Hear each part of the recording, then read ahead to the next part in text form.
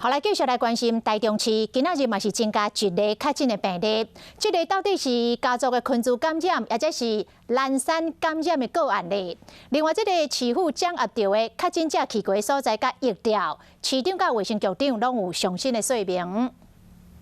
各位线上亲爱的市民朋友，大家午安。今天来继续向大家报告台中市的疫情哈。那今天主要阳性个案呢，确诊有一例，就是编号11759。那他这个是溧阳血液群聚关系里面呢，首例发病者这位女性的男朋友。那他在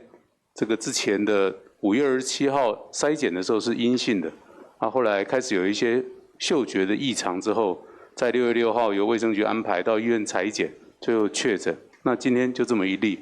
是属于溧阳血液的这个算是亲友关系。那除此之外，跟大家报告台中市本土 COVID-19 的确诊个案的一个状况。那目前我们总共确诊个案有165人今年，那其中有38例呢是无症状住在集中检疫所，然后有58例呢是轻症，然后有重症的有10例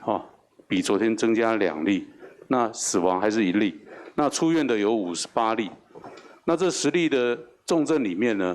其中呢5人住在加护病房，5人住在隔离病房，然后另外有2人有插管，然后另外有2人已经签署 DNR， 就是不愿意再接受急救。那这10例里面呢，小于50岁的现在有3例，大于65岁的呢总共有6例那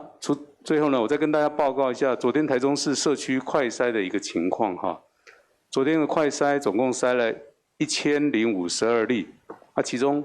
快筛阳性的有2例，经过 PCR 检测之后，1位阴性，1位确诊。但是确诊这个个案呢，他是属于桃园市民那他回到桃园市，在桃园接受治疗。那这边是昨天的疫情跟大家报告，谢谢。